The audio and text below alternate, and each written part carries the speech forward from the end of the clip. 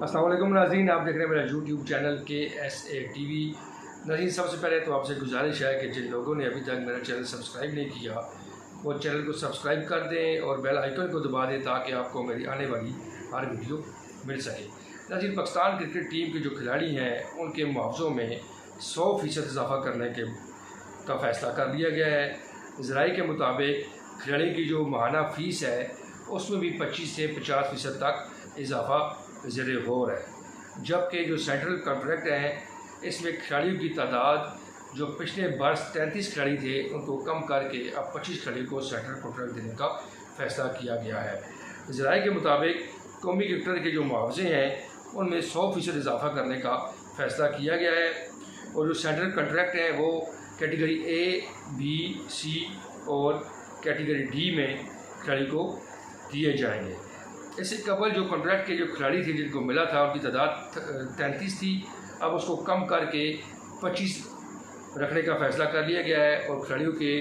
Contract जो हैं उनमें 100% इजाफ़ा करने का फ़ैसला किया गया है। खिलाड़ी कम होंगे लेकिन उनको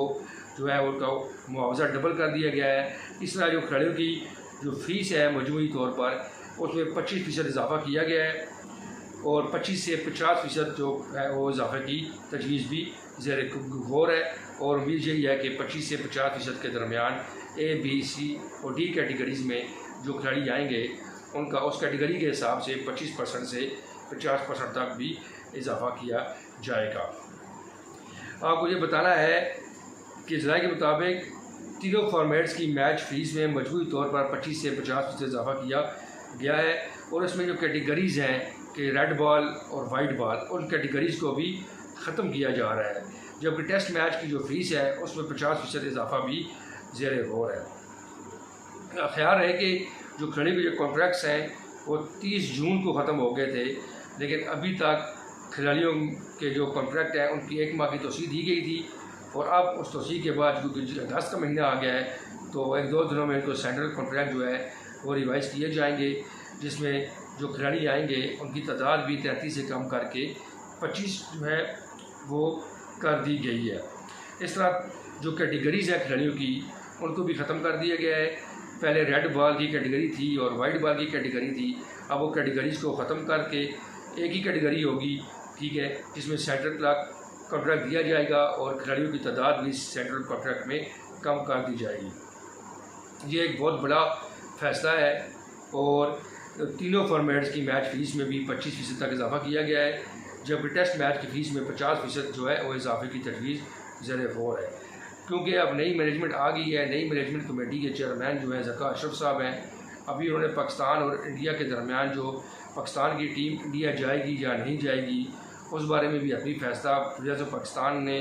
करना है। जब कमेटी का इजलास हुआ था तो इजलास में ये फ़ैसला किया गया था कि पाकिस्तान की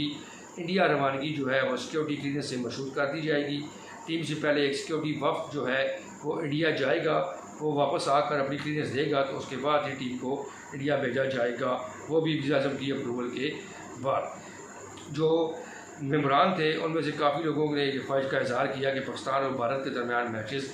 जो है वो पूरी दुनिया देखना चाहती है। ज़्यादा लोगों की राय ये थी कि टीम को भेज दिया जाए, लेकिन जो बाद में फ़ैसला किया गया कि टीम की सिक्योरिटी क्लीयरेंस बहुत ज़रूरी है, क्लीयरेंस के बाद हुकूमत फ़ैसला करेगी ये टीम जाएगी या नहीं जाएगी, लेकिन हतमी इम्कान यही है कि ये पाकिस्तान की टीम जो है इंडिया वर्ल्ड कप खेलने के लिए ज़रूर जाएगी।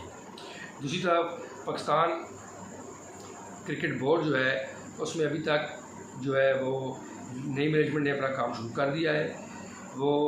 आस्ता आस्ता जो सेंट्रल कॉन्ट्रैक्ट्स भी रिवाइव होंगे, उसके बाद डोमेस्टिक्स जो सर्किट है उसके ऊपर भी एक बहस हुई, उसमें भी राशिद लतीफ़ साहब ने ये राय दी कि रीजन 16 कर दिए जाएँ, जबकि कुछ लोगों का ख्याल था कि रीजन जो है वो